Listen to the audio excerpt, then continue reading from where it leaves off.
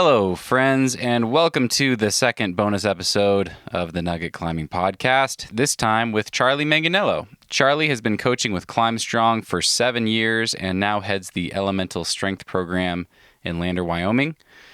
This is the full conversation I had with Charlie for the mashup episode with the Climb Strong team in episode 36. Same situation as with Alex Bridgewater. We got into a lot of good stuff, and I thought it was too good not to share it with you guys. We talked about Charlie's transition from a multi-sport athlete to a more focused sport climber and rock climber. We talked about goals versus actions and the power of focusing all of your energy on one thing. We talked about misconceptions about deadlifting, about maintaining strength during performance cycles, Charlie's go-to hangboard protocol, why climbing is important, and about keeping things in perspective. I put a bunch of resources in the show notes over at thenuggetclimbing.com. If you want to dive deeper into any of this stuff, you can find it there. And that's it. Please enjoy another bonus conversation with Charlie Manganiello. Cause no one can do it like we do it, like we do it, like we do it. Cause no one can do it like we do it, like we do it, like we do it. What does Charlie Manganiello have for breakfast? Charlie Manganiello, I am a 2-egg kind of guy. Okay. Pretty much every morning. And then depending on what's in my fridge or how much time I've left in the morning, it's usually some sort of veggie and some sort of like sausage or meat. Okay. Yeah. You were just finishing breakfast at the gym here. Do you guys have a stove up there? How do you do that? No, I do the, I like coffee, so I drink a lot of coffee in the morning, and so I'm up pretty early, and I don't feel that hungry, or I kind of have that stomach where you feel like you can't really put anything down, or you're going to kind of feel a little sick. Okay. So I usually load up on coffee. I cook my breakfast, put it in a Tupperware, and then I usually have it about 8 or 9, so like a few hours after I've been up. Gotcha. Does that change on climbing days? Yeah, I guess it does. If it's like an early morning and not like an afternoon session. Yeah, I usually have the same thing, but just before I go out. Force it down before you go out? Yeah. Gotcha. Yeah. Okay. So, Charlie, I had recalled that you were a climber, but also more of a well-rounded athlete. Climbing wasn't your main thing. I can't remember what else you were doing, skiing or mountain biking. Synchronized swimming. Swimming. Ribbon dancing. Okay. And we were at dinner the other night, and I was asking you, I think, how your climbing was going. And it sounds like you've been much more focused on your climbing recently than ever before. And I'd love to ask you, because you're kind of an interesting case, like you're coming into more focused climbing with a much deeper foundation of strength training than the vast majority of, I'm sure, the clients you work with and the vast majority of climbers. So that's really interesting. I'd love to ask, like, what are some of the things that you've been focused on making that transition and focusing more on red pointing? Yeah, that's a really good question, and I'd love to tell you, Stephen, that it was planned or focused, but really, I kind of, I guess, flowed through these different phases of psych on whether it was strength training or doing multi-sports and climbing, and really it all started when I moved here back in 2011. You know, my background in high school and in my kind of young adult life in sports was I was really into long distance running, and I actually grew up as like an alpine racer, so I was skiing a lot. Okay. And I kind of climbed here and there, and then I found it in college, and I was a big boulderer, but I just did it because it was fun and what my friends did, and I kind of was actually around a lot of really strong climbers, and so I learned really quickly what it looked like to beat your head against the wall and then, kind of have that carrot at the end. But when I came to Lander, I actually didn't really know. I had no idea who Steve was, Steve Bechtel, and I kind of knew there was climbing here. I knew there was Knowles here. I had taken a Knowles course when I was in high school. But when I came to the gym, I got really close with a strength coach here, Lee Brown, who lives down in Colorado now. And we had kind of a skiing connection. He got me into backcountry skiing. And he was like, dude, you're weak.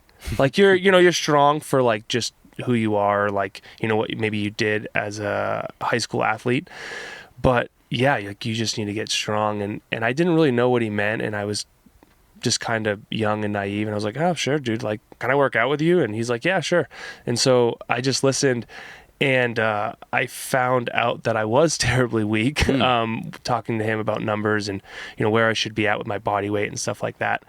But as far as like squats for skiing, yeah, like that, squats were okay. Like my legs were already pretty strong just because of my skiing background. But like the pulling was okay because I was a climber, but the pressing was real tragic, as he put it. And he was like, dude, I don't know if I can train with you. Like, tragic. yeah. He's like, I don't know if this is gonna work.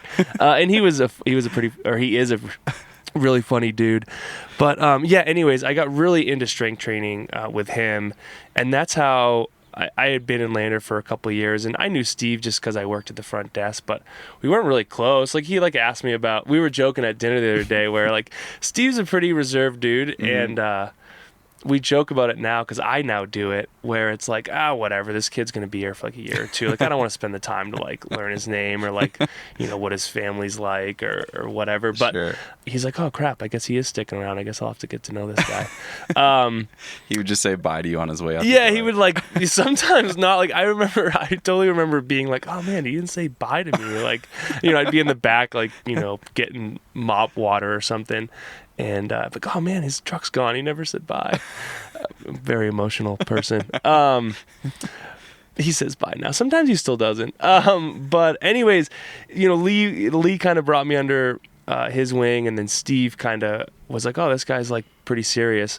And then, you know, I guess long story longer was like, I remember starting to ask Steve training questions and how this kind of relates to climbing and strength, but I was like still super into running in the mountains. I still wanted to ski a ton.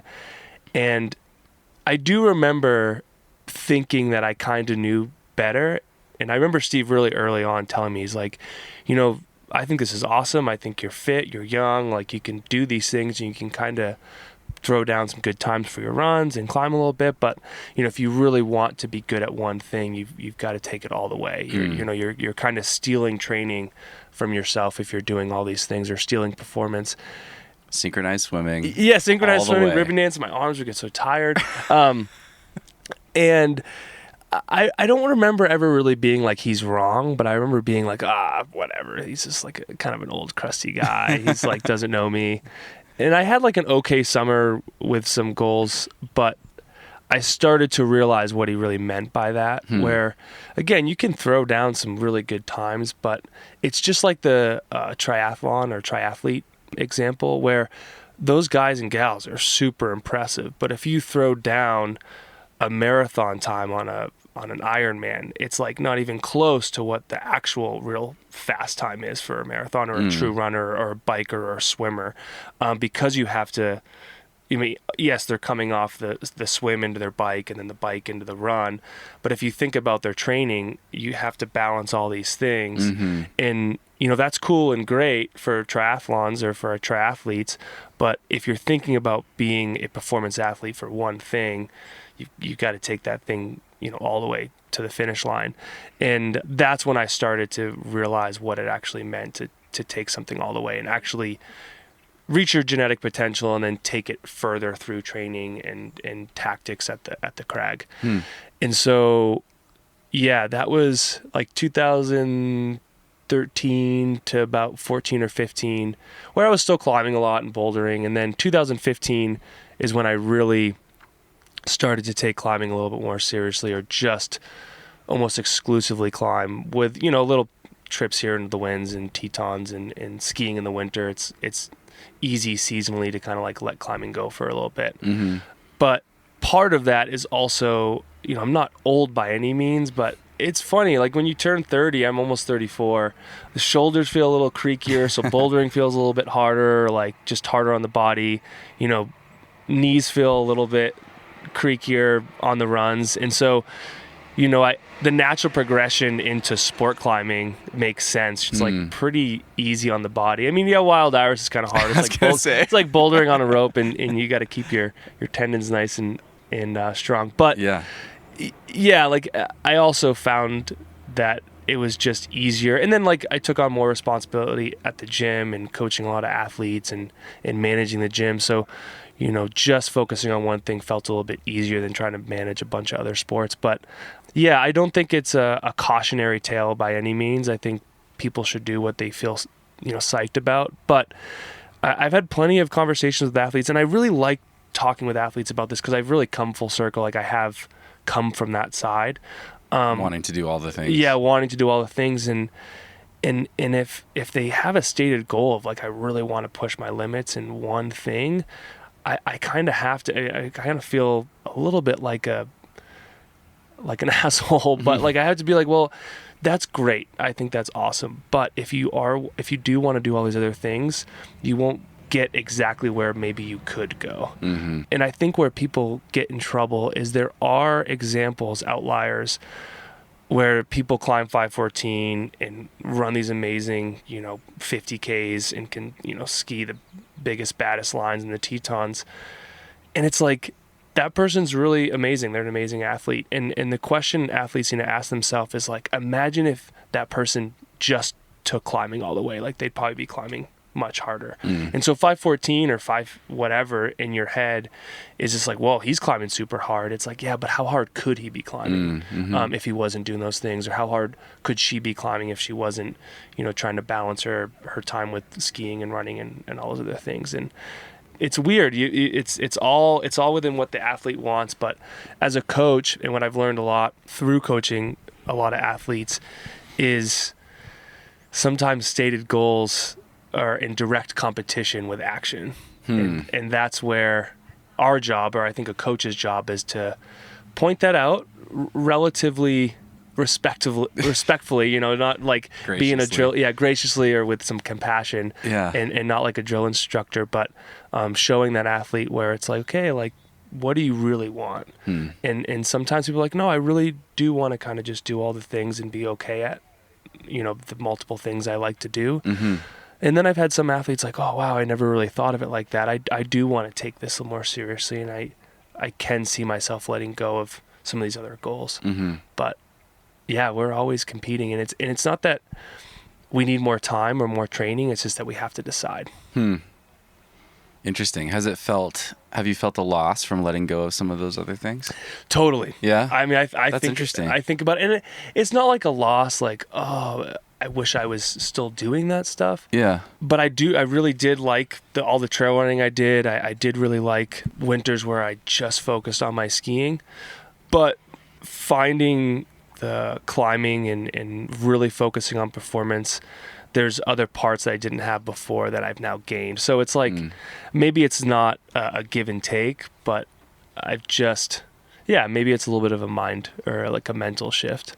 I will say sport climbing is pretty cush compared to like, running 37 miles or being out in the Wyoming winter and trying to like ski 10,000 vert. Yeah. So there was part of me where I'm like, oh man, I am getting soft, but I actually don't mind. Like, it's cool. Sport climbing is great. Like, people who don't, it's really funny, people who don't understand sport climbing or people who aren't climbers, they're like, what the heck do you do for 8 hours? Like, are you climbing the whole time? You're like, actually, like 2/3 of it, probably more, you're just sitting and resting and watching people and eating and looking at your fingertips, and then like 6, 7, 8 pitches later and you're done for the day. But it is it's pretty cush. I actually, I love beating my head up against the wall, and I love some of those endurance-y efforts, but I have made a pretty full mental switch. I don't know if I'll go back. We'll see. Okay, cool. Yeah. So I know you had made quite a bit of progress with your deadlift, and we can come back to that in a little bit, but also other strength movements as well. You had a really good strength foundation before kind of shifting your focus into more climbing. I don't know about your fingers. I don't know if that's something you're working on, but what are the things that you're working on as you dedicate more of your time and energy into climbing? Yeah, I feel very lucky that I found the strength climbing or the strength training first before really thinking about my performance climbing. I feel like it prepared me to try hard, like learning actually how to kind of sit with a hard lift. Translates really well with like the pain or the tension or the the struggle with a really hard move or a hard sequence instead of just letting go. Because the same thing happens under a barbell. You know, if you're pulling really hard with a deadlift or trying to press something away from your chest, like your mind wants to, I mean, the red flags or the red lights are flashing in your head. You're like, this, like abort, this is super hard. Like, why are you here? And I think that translates really well to climbing, like just letting go instead of trying to, get to the rest hold or some rest sequence. And it's the same thing with these sticking points and these lifts where you just have to get through that little crux or that sticking point on a route. And usually you'll get to the top. I mean, depending on where the crux is or, there's way more factors in sport climbing than just lifting, 300 pounds off the ground. Yeah. It's pretty simple. It's like, can you do it or can you not? And it looks the same way every time for the most part. Climbing is so cool in that way that it's just so unique. But yeah, I would say I've definitely hit this point in my career where for a while there I got pretty strong and I kind of almost was like one of those cross-pollinated athletes that Steve talks about where I haven't heard about this. Yeah, so you start to like see these numbers go up and you just get super psyched, just like chasing grades climbing. Yeah. And you're like, "Oh, I want to be a, we've seen it with other athletes in the sport, but I want to up my deadlift number by 1.5 pounds or I want to see if I can learn this new lift, and all of a sudden you're not climbing as much, right? Like that 75-25 rule that we have where it's like 75% of your sport, 25% in the weight room without your climbing shoes on, knowing that percentage switches in seasons and injuries and stuff, but as far as total time so I found myself like flipping that, like I was interesting. I was in the weight room sacrificing climbing so I could like get stronger and some movement. I've been there. Yeah, totally. And it's like that. there's nothing wrong with that, but yeah, it's something that we've seen people struggle with. And when I did that, I was like, oh, like crap, I'm kind of that athlete and I've lost sight of what I really want to do for climbing. But now my main goal is just keeping relative strength up, like knowing we only need to be strong enough for our sport.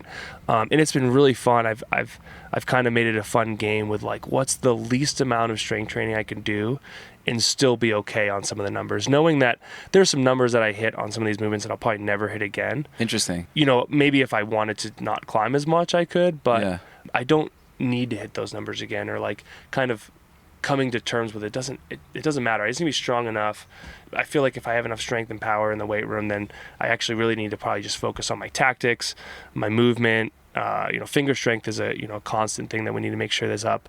And then like whatever kind of fitness I need for whatever route that I'm close on or psyched on. So it's hard. In the same way I let go of some of the other multi-sport stuff, I've also let go of an era where I was like really like fittest of my life as far as like the kettlebell stuff I've done or the weight training. But again, like power lifters aren't climbing, right? And climbers shouldn't be like becoming Olympic lifters, right? So it's really quite a funny balance. But I think there are athletes out there that have zero strength training background, and I think there's value in going pretty deep there. And then, not necessarily letting go of their climbing or their performance goals, but I think there's value in like an off season to go really deep on that stuff to kind of raise your floor and keep that floor high, knowing that you can kind of come up and down from the floor to the ceiling of like your strength numbers, but not letting the floor go back to, weak like a kitten, and that's where I was. Okay. Truly. Yeah. And I think the myth in strength training that we always try to debunk is that it's not bodybuilding. And our sport requires a really high strength to weight ratio, and we understand that gaining mass can really hinder someone's climbing. And we also know there's athletes that gain mass really easily, and then we have athletes that like want to gain mass and they can't, or it's really challenging.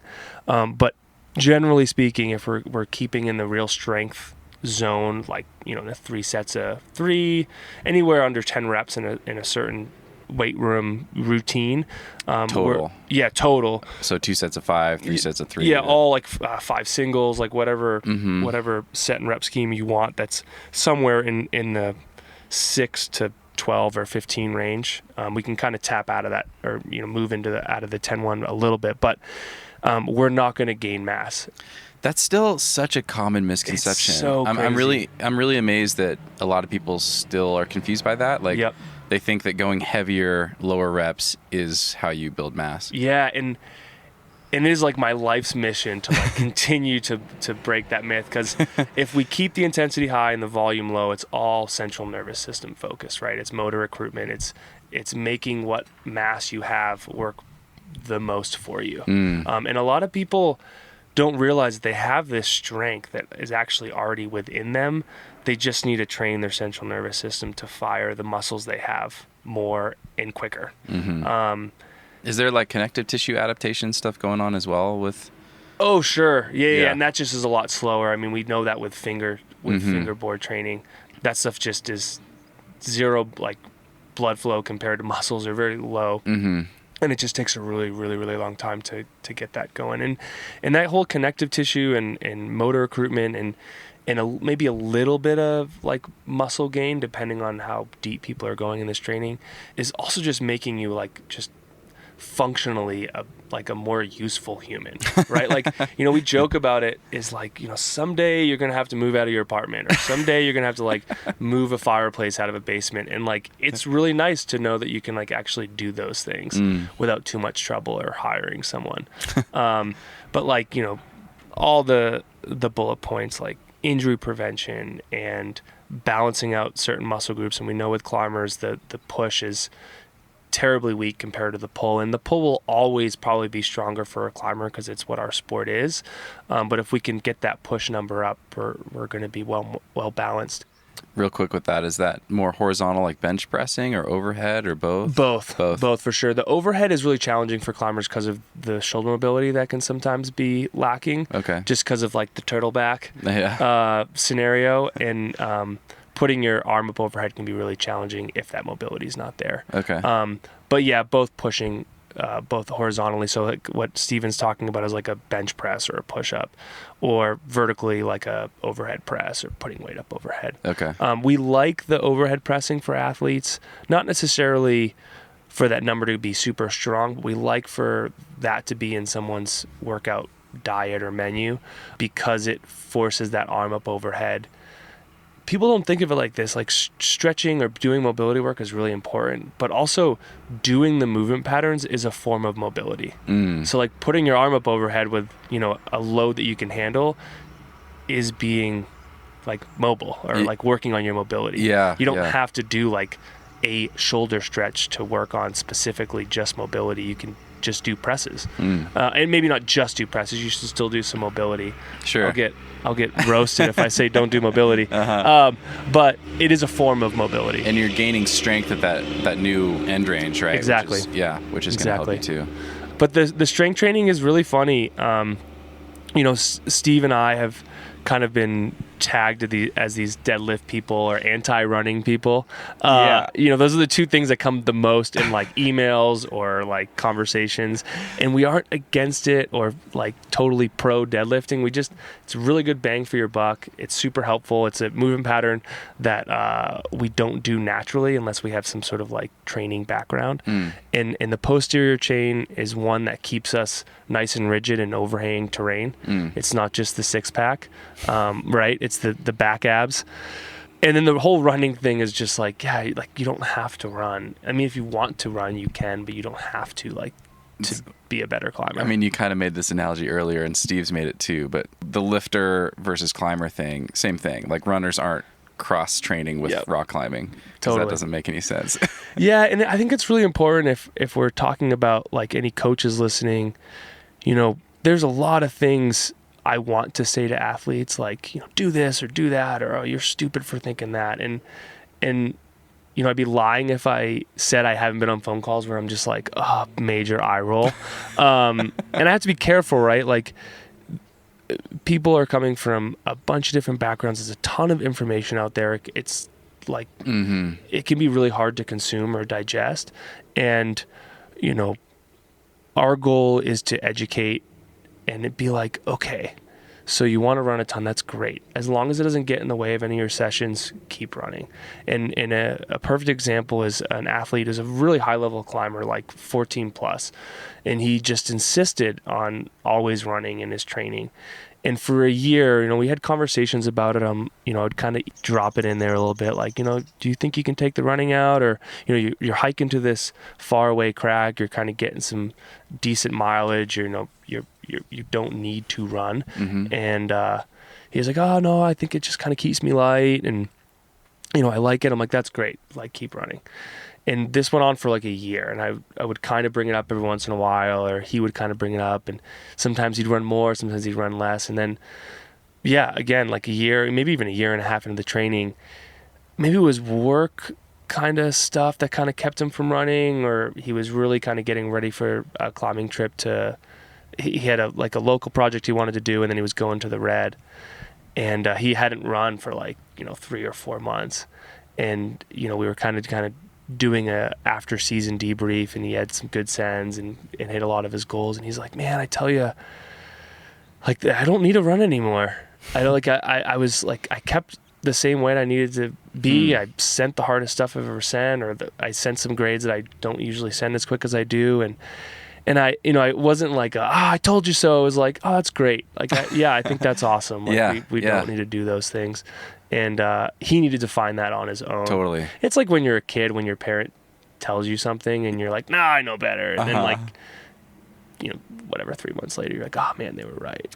I shouldn't. You probably never even make that connection as a little punk kid. Oh yeah, right? totally. Right. You're like, oh, I discovered something really profound. Yeah, on my own. Oh man, I mean, like, oh god. There's so many examples of, like, you know, like, I was telling you that, but it's great that you learned it on your own. Yeah. And that's I think how we, if at all possible, how we should learn things. I mean, people have to kind of experience stuff to make change instead of just be told to change. And who knows? I'm sure you planted that seed, you know? Sure. I'm sure that was germinating, and he might not have been aware of the running as the factor, you know, if you hadn't been kind of pinging that over and over. Yeah. So, yeah, that's cool. Yeah, and I think some people do like the running or some sort of like low intensity aerobic effort just to kind of clear the mind. Yeah. And some people like really have, I wouldn't call it a condition, but like have that I have to work out every day kind of mindset. And something that has worked in the past is, you know, treating your recovery like a workout, right? Thinking about, man, I cannot wait to be super ready for my intense session, or my climbing day, or my lifting day, or my hangboard. And I know that can be really hard for people, but I think if we can have that mind switch, we can think about these somewhat chill days or recovery days, or where we're not like getting our heart rate up or lifting something heavy. We can trick ourselves a little bit, like, this is what I need to have a good session, instead of just the feeling of, oh, I gotta work out, I gotta work out, I gotta work out. Just check that productivity box just by resting. Yep. Yeah, and that's cool. And also too, another like tactic that works is like watch like climbing videos. Like it's like the same way pro football players watch tape. Like, you know, they're recovering. Yeah, they're recovering from some, you know, game where, you know, they're working hard and then they need a rest before they hit the weight room, and then they're off to the next game or whatever it is. You know, they're watching tape to prepare for the next thing, and that's a workout for them, or that's a version of training, a session that doesn't feel like a workout, but it's important. Like, watch video of yourself, or, you know, watch beta on some climb or some route that you want to do. I mean, we live in a world where pretty much everything, it's crazy. Every route you could pretty much imagine is videotaped. Yeah. For sure. So, yeah, just a little bit of a mind switch there. Yeah. Cool. I want to come back to this deadlifting thing. Okay. So I remember Steve saying that you were getting really close to 3 times body weight on your deadlift at one point. Is that true? Did you ever hit that? Yeah. So, man, it's really funny. I mean, it almost feels like a dream. It's been a while. And again, I was deadlifting like crazy. How old was I? I think I was like 25. And I know, like, I'm not that old, but like 25 feels so different than 34. And I wish I had video of it, because it probably wasn't a technical max. Okay. It was probably like an all-out max. I'm sure there was like some wet noodle back in there. I honestly, I couldn't even remember. I mean, this is well before I had much of any training except for just kind of following. So technical max is the hardest you can do with really while keeping good form. Really good yeah. form. Yeah. Yeah. And then Okay. there's like the all out, like whatever it takes. I mean, with high risk, right? Yeah, I was deadlifting a ton. I mean, just cycle after cycle after cycle. And I need to write this article, and I have kind of come back and forth on this piece that I haven't put out. But, you know, what I was doing with Lee was I just listened. Like, I didn't overthink it. I didn't say, hey, what about this? Or like, hey, how can I add this? Or I'm going to stay after and do more training. He was like, listen, Charlie, we're going to deadlift like 3 times a week. You're going to leave the gym and not feel that tired. Like, you'll feel powered down, but don't do more, don't do less. Like, listen to me. I mean, he didn't really say that. He wasn't like, you know, listen to me, I will make you strong, son. He was just like, trust me. And I was like, yeah, 100%. And I was like, totally in it. More, it was probably my, like, just being naive to not really knowing anything. So I just was listening regardless. But I just did what I was told, and it worked. And yeah, I'm usually about like 150 pounds. I think now I'm like maybe 154, 153. I did get up to like 167 when I was training a ton. Like, that was more mass, like kettlebell stuff and like lots of volume. But I think I pulled 400 at 150. Nice. So that's wouldn't be 3 times body weight, but it was getting close. Yeah. And I haven't pulled a number like that in a long time. Okay. Again, I've got an old log that has some of those numbers that I used to pull, and I'm so glad I wrote it down, because I honestly, it's been long enough where I almost don't even believe it anymore.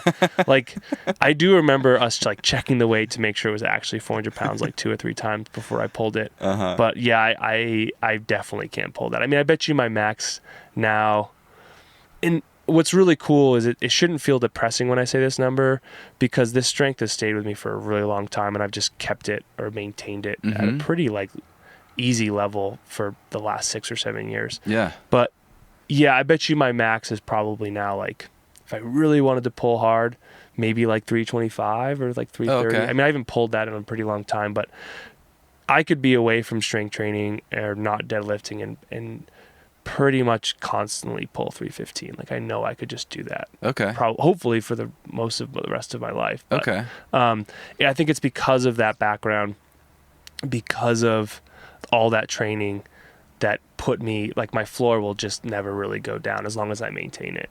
I'm sure if I didn't pull for a couple of years or a few, it might go down, but I bet you I could not pull for a year and still pull at least twice my body weight, which is, 305 or something like that. So what does that maintenance look like for you these days? I kind of will, if it's off season, I'll kind of do like a 2 or 3 a day a week pull. Okay. Or in like all the other movements, like whether it's a front squat or maybe some sort of unilateral stuff like pistol or. And just for reference for folks, like, how many reps or sets are you doing in a session if you're training that often? Yeah, usually like a 2x5 or a 5x2. It's kind of like our gold standard. And what we like about that is it can waive the load.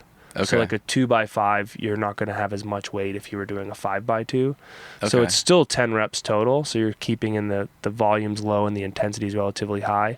But you can kind of stay away from, I think where people can get in trouble is they kind of stay in the 5x2 or like the singles or like one set and rep scheme for a really long time, and it can get stale real quick.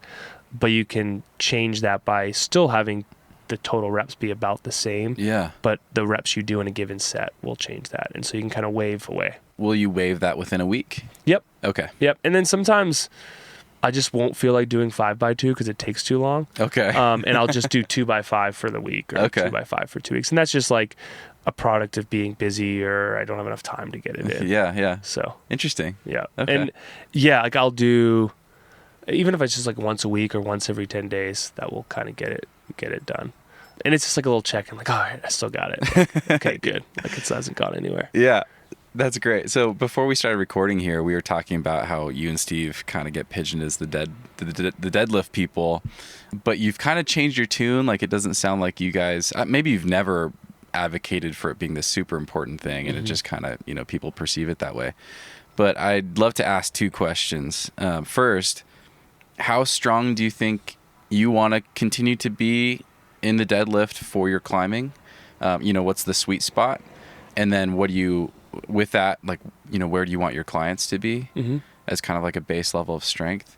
And then I'd love to just hear you speak to some of the misconceptions around you guys with deadlifting and like really what's at the heart of like the purpose of it.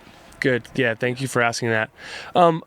I would say we never really have changed our tune, but I think we realized we weren't explicit enough when a lot of that, like the podcast came out, or some of our books, like recently the Unstoppable Force or Logical Progression or the Old Strength book, where makes it seem like you're deadlifting all the time. Yeah, and it was like deadlift is going to be your ticket to your next hardest red point. And I think that was more, this happens, I think, in our world where we're constantly talking about it and we kind of think we say it right. But, if someone's finding this for the first time, like, oh, well, Steve Bechtel said deadlifting, so that must mean it must be harder climbing.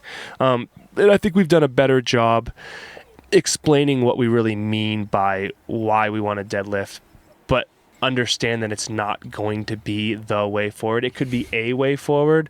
And, just recently listening to Jonathan Seagrass talk to a bunch of coaches and talk about his kind of journey and his tactics, one part that really stuck out to me was this magic of climbing. There's just a lot of pieces to that puzzle, and it's people want to find the thing that they're either not doing or the thing they're already really good at and try to just like, the silver bullet. This is going to be the silver bullet, and there's just no silver bullet, especially like you could be I spent 10 years looking for that. Yeah, I know, dude. And honestly, like I'm starting to learn a little bit more about sleep.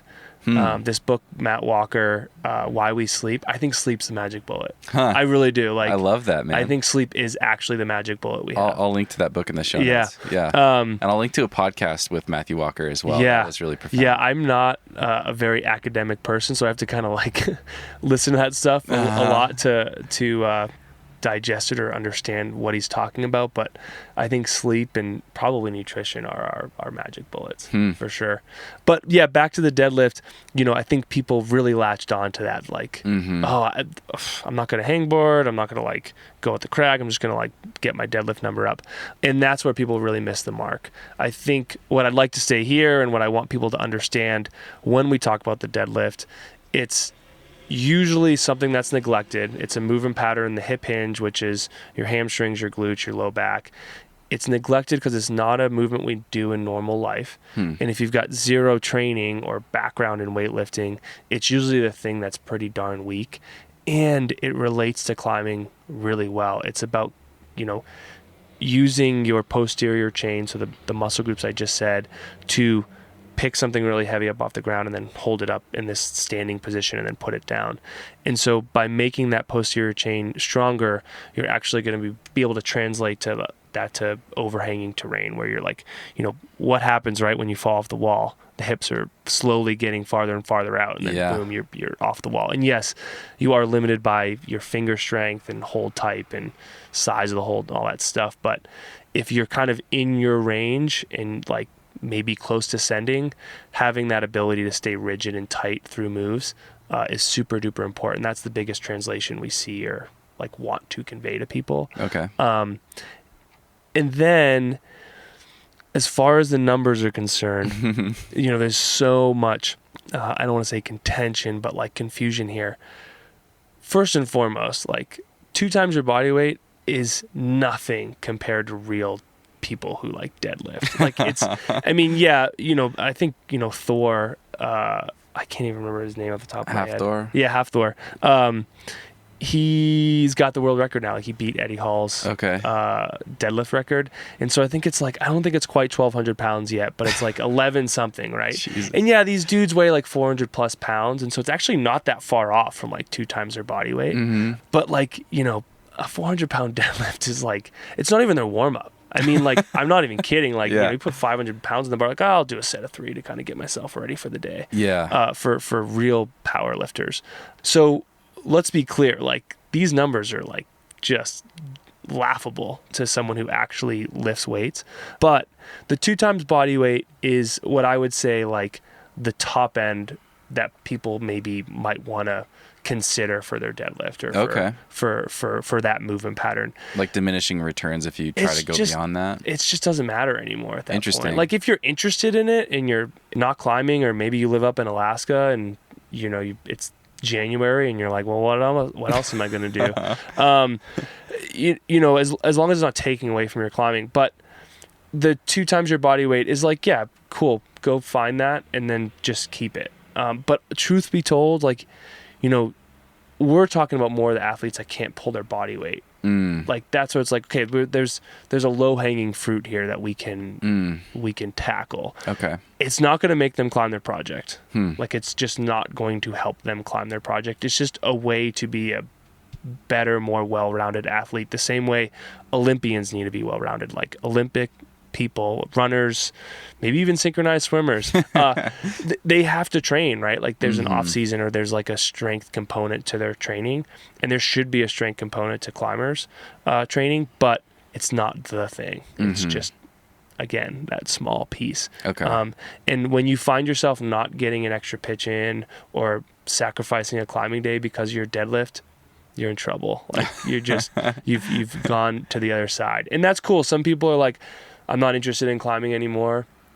A really good friend, Natasha Barnes, was a really high level, like Just had her on the show. Awesome climber. And she still is. Like off the couch, she's probably pretty damn good, or better than most. Yeah. But she found powerlifting. She's psyched on it. It's what excited her, and she moved into it. She's crushing too. Yeah, she's so strong. Yeah.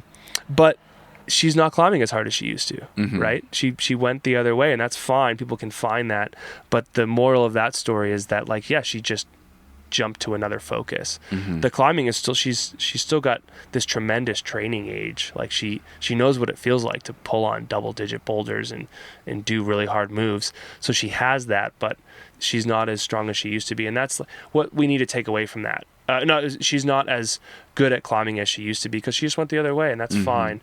But we don't want people to think that if they become a power lifter, it's going to work. Yeah. And I know it sounds so silly even just saying it out loud. Like, we know people know that, but I think some people just get caught up in it. Totally. And don't really realize what they're doing. Yeah, totally. I think she said as much, because she tries to encourage climbers to gain weight, right? And to get stronger, but she did draw that line, like, hey, remember that I'm psyched on powerlifting. Yeah. I'm not telling anyone else to be psyched on powerlifting. It's just, it's my new thing. So yeah, and the strength training is a part of climbing training.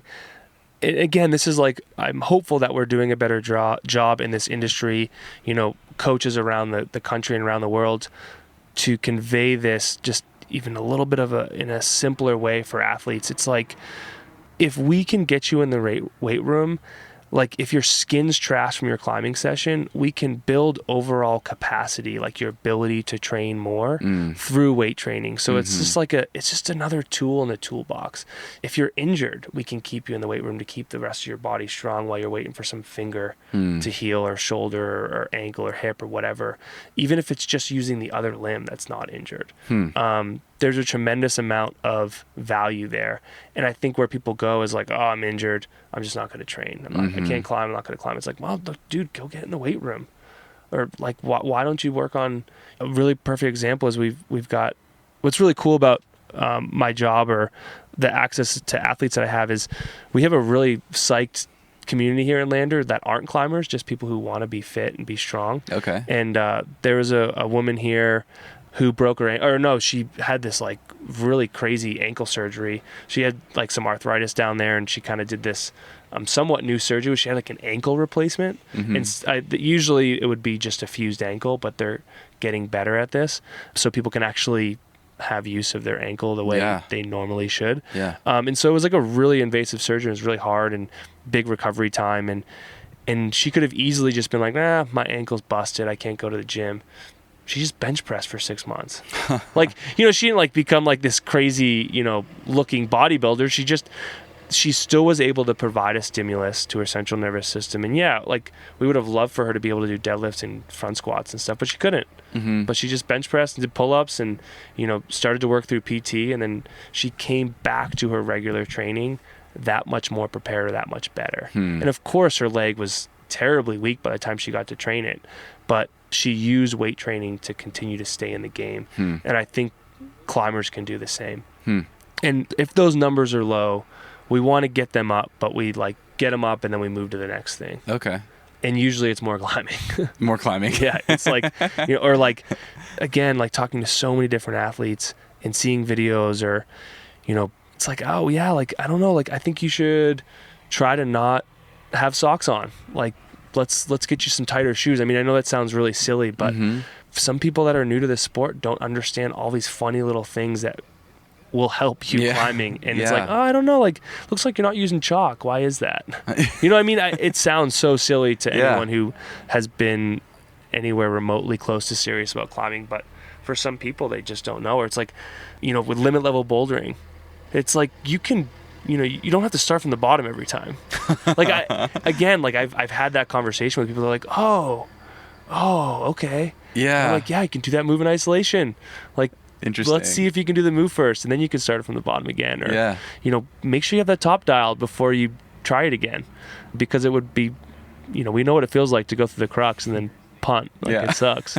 It's like, I didn't spend enough time learning this. So there's so many other factors that we need to, and those are real easy ones. But, another example is, we see people like on paper have these insane strength numbers, like, 159 and like, max edge hangs on a 10 mil edge with like, 150 pounds or whatever. And you're like, whoa, this person must climb V14 and climb, 14 plus. And, it's like, yeah, I'm like looking to climb 12A, and you're like, what? So how does that work? And again, the football reference, it's like those combine numbers tell a part of the story, like whether this person is able to do the thing. But there are plenty of examples of people who have those numbers that either A, can't perform or aren't doing the thing well enough to perform. Or people that are really good that don't have those numbers. Right. Yeah. Exactly. And then it goes the other way around, like, compound numbers, or like even like a resume for a job. It's like, oh, this person is not qualified, but all of a sudden you hire them and they're just like, whoa, this person is like super psyched and really good at the job. And it's the same thing with climbers, where it's like, wow, I don't know how you climb this hard, but that's awesome. Like, we should get you stronger and you'll be psyched. But yeah, this example that I'm thinking about with this guy with insane strength numbers, he was a Smith climber, actually. Okay. And he would just go out and like do one warm-up lap, try his project once, and then go home. And you're like, okay, let's try 3 pitches in the day, or let's try 4 pitches, or, have you actually done some second tier climbing? Like, have you sent stuff in a day that's a little bit below your limit?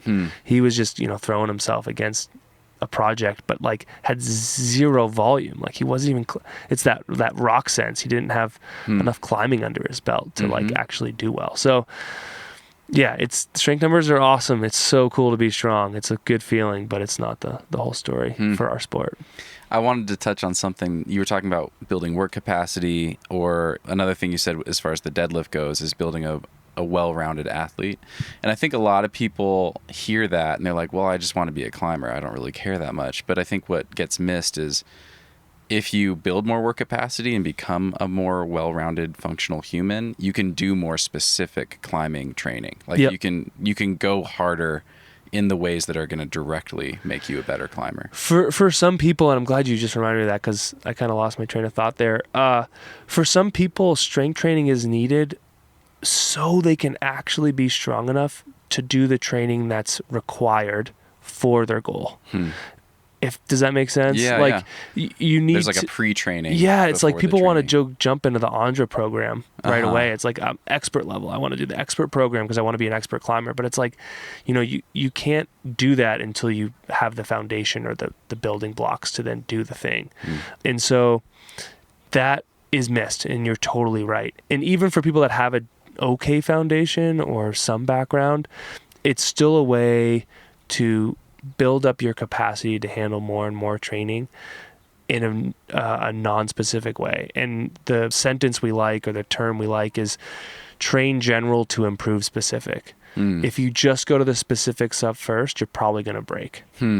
Interesting. Yeah. I know this goes counter to some of the stuff we've just been talking about, but I'd love to hear, you get someone to like 2 times body weight on their deadlift. What are some of the other key weakness areas that you see as trends with a lot of your clients? Yeah, I think for climbers is the press. It's the push. Very often, and if we're talking about, like, say, a male climber here, you could put 100 pounds on their waist and then just have them do a pull up and like, that was like not that bad. But then you like put them under like 100-pound barbell to do a bench press, and they're like, trying real hard or maybe don't even do it. And that might be an extreme example, but there's a tremendous amount of muscle imbalance. If you can pull, say 100 pounds on 150 climb, that's 250 pounds. If you can't bench 250 pounds, your push muscles are terribly undermatched for your pull. And so that usually screams shoulder injury. Or Steve talks about this a lot, is it actually there's this like muscle inhibition that happens where your body is smarter than you are, where if you're really, really strong on one side, it will stop making the pull strong because your push is so weak. So if we can up that push, we can also up that pull. And those are like extreme examples. I've really only seen like that once or twice with like real like, holy smokes, this person can't push to save their life. And if we can get that push number up, we'll have happier shoulders for sure. And then other things that we're thinking about is like probably mobility. Yeah. And it's mostly in the hips, like tight hips. I mean, for shoulders are an obvious one, but we think about these high steps that we do, or these really funky outside of kind of our plane, like high foot way out to like, you think of getting horizontal on the rock. And if you're pulling with your hands and you're like having to pull your knee up really high actively to like put it on this very precise dime edge, it takes a tremendous amount of strength and control in your mobility to do that. So like simple frog stretches and hip flexor stretches and piriformis stretches, and honestly just squatting is really good for that. And then I think people undervaluing the explosiveness in their lower body. We think of like, the campus board or power pull-ups and all these different hangs. But when we're climbing, if you're climbing well, I mean, there are some scenarios where we're like, cutting feet or campusing, but it's like I want listeners to think for just a second, like, when have you decided to cut your feet, right? And actually do it as a part of the band. Maybe more so in bouldering than sport climbing. But usually if your feet are off, you've like messed up. You know what I mean? Or you're flailing. And so we're constantly using our legs, and people know this in the beginning. They're like, trust your feet, like use your legs.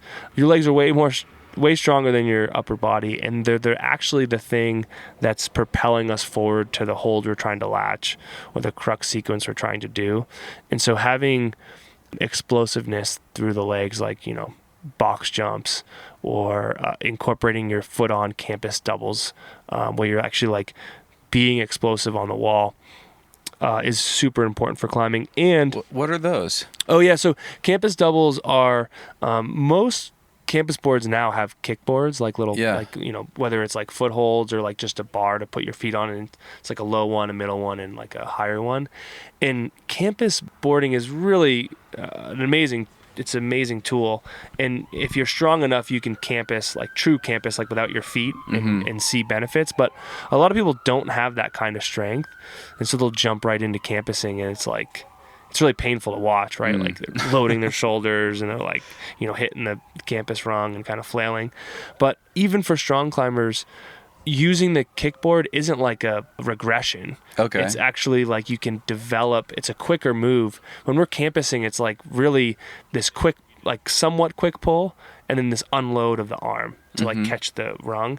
If we're putting our feet on the wall, it's a little bit more like our climbing, where we're actually exploding off our legs to catch the hold. So you're actually being more sport specific there, or more explosive by using your legs. So you're kind of like dynoing on the campus board? Yeah, so the campus double would be like, being matched on some rung and then exploding up to like, say 1.6 or 1.5 or 1.7. So your whatever. Feet are coming off. Yep. And using the big rungs, not letting the hold size limit your explosiveness. And then as you get stronger, you can go down the rung size. But even like encouraging athletes to go further than they can latch. Like there is value in like latching a campus rung and like the contact strength and the confidence of like latching the thing. But then it's like, okay, you do 1.6 really reliably, go for 1.7 like for a few sets, and you might not latch it, but you're actually going higher than you would for 1.6, right? Like our body's really good at like just going high enough to the thing we need, and if we like, you know, go a little bit higher, we can again display that power. Aim for the stars. Yeah, Yeah, exactly. Cool. Okay. Oh, and the last thing I was gonna say Yeah. is the unilateral strength in the lower body is really important. So, One-legged squats. very, you know, especially when it comes to hard climbing, like very rarely do we have 2 feet on at the same height and we're like using both our legs to get to the hold. It's usually like, you know, some high back step or some foot we're kind of having to rock onto. So it's a lot of this unilateral leg strength. And so there's a lot of value in those split squats or, you know, pistol squats or whatever regression you need to be able to do the thing. And those things do require a lot of mobility. So I definitely suggest people starting with like, you know, a lunge position, and then you can work up into these more complex unilateral strength. Okay. And that's so sport specific because it's what we do. It's a lot of one-legged squats really, and then latch the hold and then do it again. Cool. Yeah. I remember a video that you posted, I think on Instagram on Climb Strong, and it was you doing a Turkish getup, and you were holding a bell upside down with a glass of water on top of it. Yeah.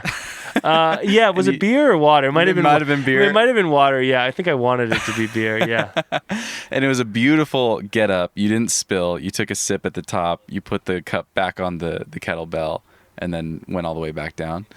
And it was a pretty good sized bell. I've been trying that a little bit. Not recently, but I tried that for a while, and I was like, I don't think my grip is strong enough to hold this thing upside down. I would love to hear how much carryover is there from that sort of thing to climbing. That's funny. That's an old video. It was great. I actually, so, you know, my background, at least in like professionally, my training is in the kettlebell stuff, like with Strong First. But yeah, I got it from a coach who was my mentor that weekend, and he's like super strong.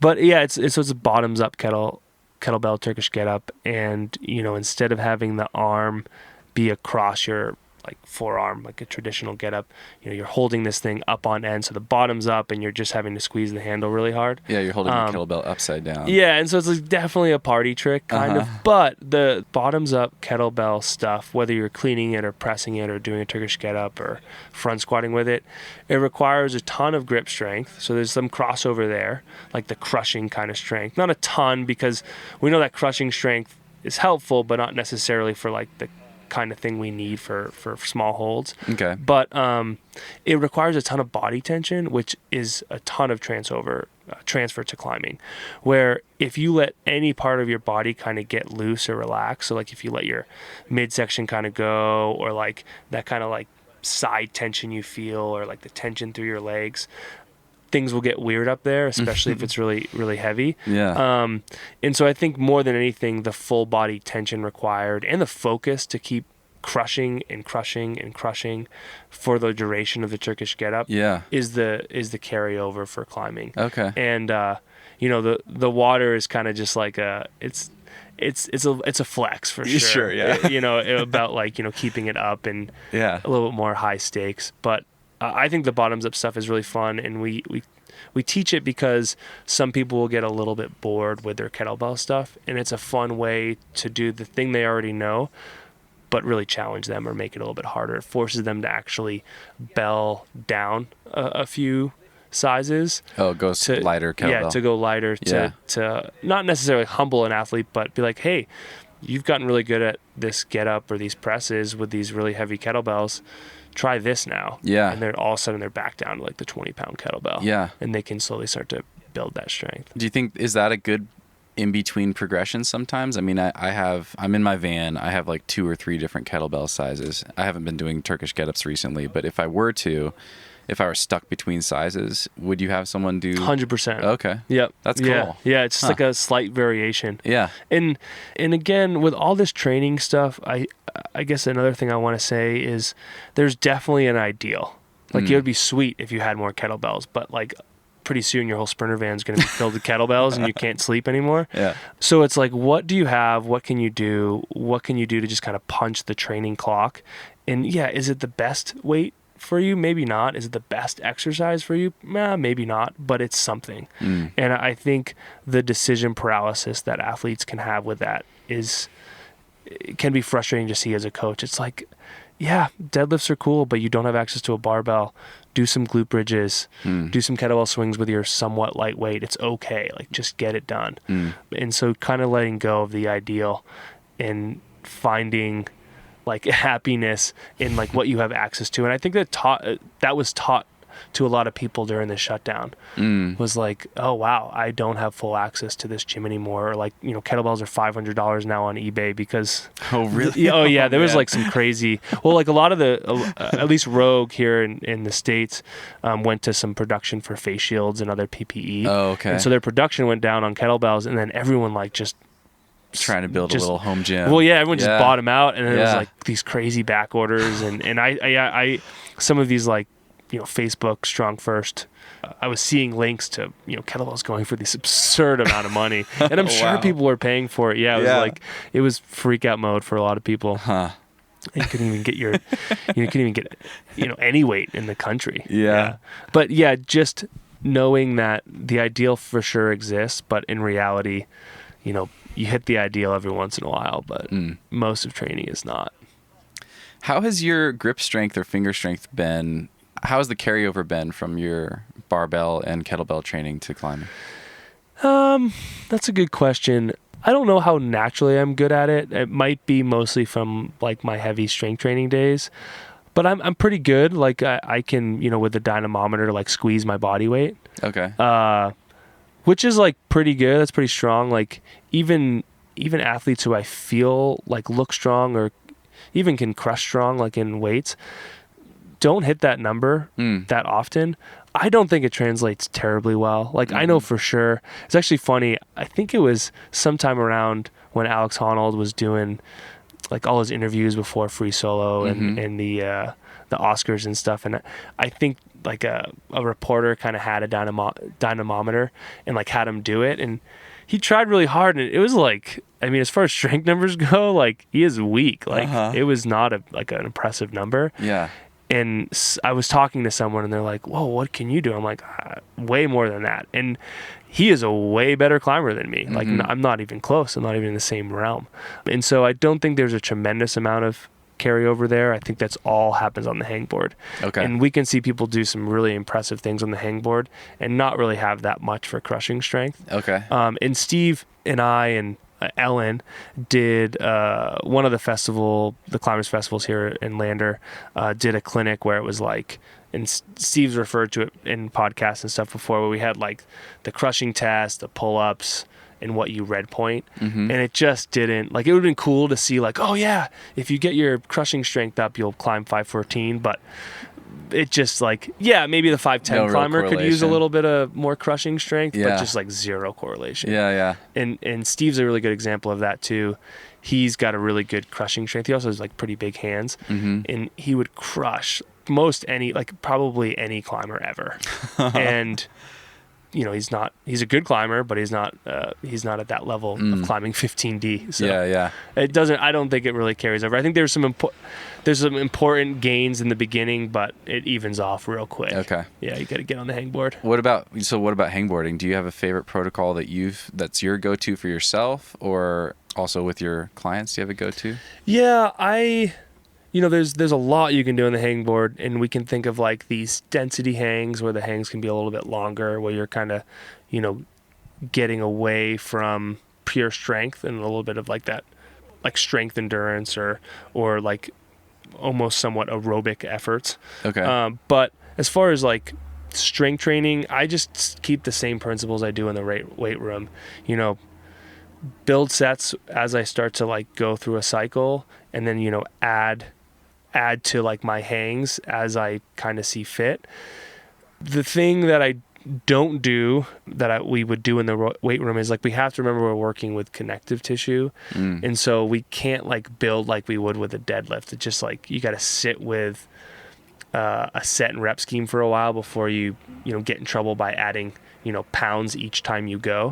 So I think what I like to do is, maybe I start off with three sets of 5 seconds or 3 sets of 8 seconds on some hold position. And around here it's pockets. So And those are max hangs? yeah, like 70 to 80% of my max, right? Like that same kind of strength protocol where it's like, you don't have to be tapping up against this 90% or this 95% or 100%. But a single hang with a lot of rest in between. Yeah, with as much rest as you need. Okay. And so hang, rest, 3 sets of 8. And then what I'll do is I'll keep the weight about the same. Sometimes I'll mess with the weight a little bit. Maybe I won't have it just right. Maybe it was a little too heavy. Maybe it was a little too light. And I'll sit with that for a couple weeks. And then I'll go, say I started with 8 seconds, I'll go to 3 sets of 10. And then I'll go like 3 sets of 12 seconds. And then once I get to 12 seconds, I'll go back down to 8 seconds or 5 seconds, and then I'll add a set. Okay. And so I can build that way for another couple weeks. And then I'll eventually get to like 4 sets of 12. And then if I'm still doing that, maybe I'll go 5 sets and then back down to 8 and then build. And then after that, it's like probably time to change protocols or positions, or maybe I go to working on hold size rather than like finger strength, like making it hard by being taxed by the smallness of the hold, rather than like hanging on like a comfy kind of 20 or 15 or 10 mil. For me at least, like if I go below 10, I'm not putting any weight on. Yeah. And it's just like the ability to hold on to the damn hold. Right. And it's kind of feels like a little bit like a deload because I'm not weighted. Okay. But then I'm working on still my finger strength. Okay. And that kind of, even a little bit more like the fatty tissue of like being able to hold on to a dime size edge. Okay. I'm not very good at that. So I still struggle with that. And then maintenance hangs are awesome. I do those all the time. And it's like, even it's just like 3 positions, whatever you want, 4 positions, 3 sets of 10 seconds, trying somewhat hard, but like leaving the hangboard session feeling like you actually didn't really do that much, but just keeping the fingers happy. Cool. Yeah. I know Jonathan and Ken presented on the 713 repeaters this weekend. What are your thoughts on like a strength-oriented repeater protocol versus what you're talking about? Yeah, absolutely. And I think those are really good, especially if you're kind of in an off season, or you're kind of like, maybe not off season, but you're really focusing on your training and not necessarily your climbing. I think where people get in trouble is they're doing these really intense hangboard sessions and they're trying to like climb intensely outside or in the gym, and they're starting to eventually look at a finger injury or just take away from the training that they're doing on their hangboard. So no, I've done the 713, I've done the 7.3. I mean, those are a little different as far as what we're training. That would be like local forearm endurance with a 7.3, right, with a negative rest to work ratio. And the 713 is definitely more of the strength focus. But yeah, I think those are awesome. Okay. Yeah. So they're a little bit more intensive, and you would do them when you're not as focused on performance outside. Yeah. Okay. And it depends on the athlete too. Like if they've got a tremendous amount of training under their belt and can handle that, like fine. But if you're truly trying to perform, it's the saying is like, you don't train while you're trying to perform, you train before you're supposed to perform, right? Like you're supposed to do the work beforehand and then perform. And the amount of times we use saving money as an analogy is almost nauseating with strength training, but it's the same thing. It's like, I'm not going to try to save money while I'm retired. I'm saving money before so I can retire. It's like I'm doing the training before so I can send or so I can perform. So you're either training or performing. You can't do both. Okay. If you're performing while you're training, you're not reaching your potential. Got it. Right? Yeah. And, when someone says to me they sent on their 6th go of the day, I'm like, that's not a limit level route or a limit level project. Right, And people hate hearing that, but it's like, no. Right. It doesn't work like that. Totally. And if people are setting their hardest stuff while they're training, it's probably not the hardest stuff. And so we have to remember, like, yes, you're telling me it was your hardest climb, but your tactics are completely off or completely wrong. So you're either training or you're performing. or it's off season. Mm-hmm. Yeah. And then maintenance while you're maintenance is don't okay. don't let that stuff go. We love if you can muster it, or if you live in an area where you can do it. If you have a hard training day or a performance day outside, if you can kind of like rally, performance drink, or like have a little snack and then get into the gym immediately to like keep those strength numbers up. Maybe it's a maintenance protocol for your hanging or your strength movements. Do that after your performance climbing day, because then you're like, you can start your recovery sooner instead of like waiting the next day or the day after. Okay. Because then you're like, you're just delaying the ability to perform again. And so if you can do that in your training, that's pretty smart. Gotcha. Cool. Yeah. What were some of your biggest takeaways from the weekend? We had a little bit of a conversation before we started rolling here, and I'd love to hit on some of that stuff you were talking about. Yeah, I think the biggest takeaway, and we had a really good conversation. I was kind of wishing we were recording, because I feel like I said it without a bunch of ums and likes, which I'm so good at doing. There it goes. The thing about this weekend and having 10 athletes here was really, really cool. And we know this has been coming, or it's been a long time coming, where climbing is just really important to people. And before it was kind of this somewhat fringe culture, and most climbers were mostly just pros, or like, people pushing the type of climbing that we now know and see in our world. But now it's just like a thing that people are really interested in. And Alex and I were talking about this during the shutdown. And what was cool to see this weekend is that some were coaches and people are going to bring this to their profession or to their livelihood. But a lot of people are just like, I just want to be better. Like, I want to bring this climbing further into my career or further down into my life. And I just want to, like, people are just so happy to want to be better, like send stuff quicker or send their hardest stuff ever. And it feels really weird in a world that we're living in right now to like kind of say this.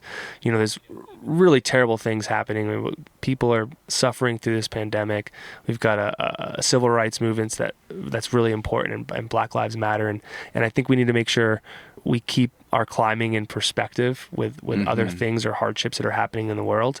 But I don't think that means to just let it go. And I've seen some conversations go of the like, why are you worried about your climbing day? Like, there's more, pressing issues in the world. And it's like, yes, totally agree. But what Alex and I were talking about when we were finding far and away crags to kind of still climb and be away from people, and it's pretty easy to do here in Wyoming. Yeah. We were just saying, like, man, because we had moments of like very long periods of time of not climbing like we normally do, and like, man, I didn't realize like how much of this stuff means to me just in my everyday life, and it makes me a quality human. It makes me go to work and work hard. It makes me care about people, or it makes me feel happy. And if we're happy in our lives, we can do good things in our lives. And I think for climbing right now, for people, it makes them who they are. And I don't think people should diminish that or be quick to dismiss, like, oh, climbing's just this super selfish thing, and you should be worrying about other more important things. And I think people should be looking to vote this season and having those tough conversations with race around this country. But I also think it's important to do the things that make you happy. And I think that's what was striking in that moment when we were talking about it, but also striking in these training camps and these performance climbing coaches weekends we do, where this stuff really matters to people, and we see it, we hear it, we want to help people find success. Because I was talking with an athlete this weekend, one of the older athletes we had, and he's like, finally I found training, and he was reading some book, and I can't remember the author, but he was saying, like, we got to treat our lives like our life is a terminal illness. Like, we all don't make it. Like, no one gets out of this thing alive. And we've all heard that phrase before. And yeah, there are some really crappy hands that people get dealt. There are real terminal illnesses that take loved ones from us way too soon. But at the end of the day, we do all go to the other side, whatever that means for folks. And if we can do good and feel good, but also just like enjoy the ride. For a lot of people, climbing is enjoying the ride, and we want to make that ride cooler. We want to make it more fun. And for sometimes that fun is sending the sickness. And I just think I don't want to lose that. Yeah. And yeah, I think that's what I saw this weekend. People just like, I want to be better, which I think translates into other parts of people's lives, like trying really hard or knowing what it feels like to try super hard to reach this unattainable goal. I think it makes you a better worker. I think it makes you a better family man. I think it makes you a better person all around to really go to battle with something. Awesome. Thanks for sharing all that. You're welcome. Cool. What are you excited about right now with training for rock climbing? What's something that's got you fired up? Fired up. I think what's got me fired up the most, not only in my own climbing, but also coaching with athletes, is the mental component. And I think Alex maybe had touched upon this, like the positive self-speak is super powerful. And if we tell ourselves we suck or we think we suck, it's just a self-fulfilling prophecy that we kind of just end up playing out at the crag or in our training or in our year. You know, it sounds a little frou-frou, if you ask me, or it's like a little kumbaya-y. Like, you know, be positive and like, you know, just say you're going to do it and you'll do it. I don't think that's really what I'm trying to say, but I think the positive self-talk or the like, I am worth this, or I've tried really hard, or I have trained really hard. It's not that I deserve this, but it's like, I am good enough for this. I belong here. Yeah. What's that? I belong here. Yeah, I belong here. Like I belong on this wall. I can do this thing. Knowing that it doesn't always play out. Like we don't want to fool ourselves or have like a ridiculous amount of like over self-confidence. But I think that mind creeps in more in my climbing than I realized. And I think it creeps in more athletes than I realized. Okay. And having those conversations way beyond sets and reps and hangboard protocols and, you know, what climb you should be getting on. It's like, you know, what are you telling yourself before you get on the wall? Or what are your thoughts when you're in the shower, or when you're like before you go to bed? Or, you know, are they positive or are they not? And, you know, when you get down or negative or throw a wobbler, are you able to let it go? And we see that out at the crag, or, you know, where people just can't let it go. I learned this somewhat while ago. My dad's a big golfer, and I played a lot of golf when I was a kid and young adult, and I was never really good. But in golf, you're like constantly having to make these shots. Like, you know, if you're doing a round at 18, it's a lot of time to like put together a good game. And you know, I'd constantly like have a good hole and then a bad hole and a good hole and a bad hole. and my dad would always say, like, you know, forget that shot. Like, don't bring that shot to the next hole, or don't bring that shot to your, you know, to the green or when you're putting. And I think in climbing that's really transferable. I don't think I was ever really good at it. I think I'd continue to look at like when I shanked it into the trees, and then it would play out in all my other shots. But I think in climbing, you've got to, like, you know, be angry and sit with it for a second, but truly put it away. And I think we tell ourselves we put it away. We actually don't.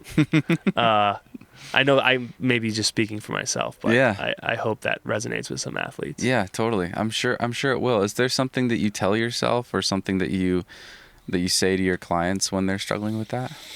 I think, I don't know if I have much advice there as far as like a mantra. I think I'm still working on that. Okay. But I think where my head goes and where I try to get athletes' heads to go is like, I think we do go into these negative places because we do think we should be climbing harder, or we do think we deserve to be climbing harder. And it's almost like this way of letting go of just like, this is where I'm at. Like, this is not the grade I feel like I should be climbing, or this is not the grade I want to be climbing, or this is not the grade that I put on my training log, you know, January 1st of whatever year. But I am having a hard time. I am struggling. This is where I belong. And this is where I need to like see it through and then go to the next project. And I think people lose that don't do the necessary work or like pyramid to build up to like the actual goal they want. And Jonathan said that a little bit this weekend, is people not putting in the work on the second tier. You know, the maybe it's not their limit, but it might be their limit for the day or for where they are in their training, or and for that style. or for that style. Exactly. I mean, that's a constant struggle. It's like, you know, anyone who doesn't climb on pockets and comes to Wild Iris is continually reminded that 12C at Wild Iris is not 12C at like any other crag. So yeah, I think it's just like this is where I am, and I need to work through this, and I need to figure out why I'm not sending, and just like accept it, and not be like still not being satisfied, knowing that you want more, but just like, this is the building block that must happen before I get to do the thing that I really want to do. Got it. Yeah. Cool. Well, thanks, Charlie. This has been fantastic. I really appreciate your time, and it's been really fun meeting all you guys. Definitely, man. And I've taken a lot away, and I've just been loitering around chatting with you guys as you're available. I really appreciate it, and fun. Steve has said a bunch of good things about you, and we're just psyched to be able to do this. And Right on. dude, you're one of the original training camp attendees, man. Yeah. Like back in 2012, and I was just front desk person, man. I had no idea. Like I think I vaguely remember this weekend happening, or that weekend happening, but I don't know. I was probably going running or something. But, Synchronized swimming. Yeah. Oh man. Yeah. Yeah, that's gonna be my next book, Synchronized Swimming for Climbing. Perfect. I really Looking forward to it. appreciate the time, man. Right on, man. All right. I hope to see you around. Cheers. Bye. Move with the rhythm, shake it up, stop when the clock hits 13. Sing 1, 2, 3, 4. Cause no one can do it like we do it, like we do it, like we do it. Cause no one can do it like we do it, like we do it, like we do it. Cause no one can do it like we do it, like we do it, like we do it. Cause no one can do it like we do it, like we do it, like we do it.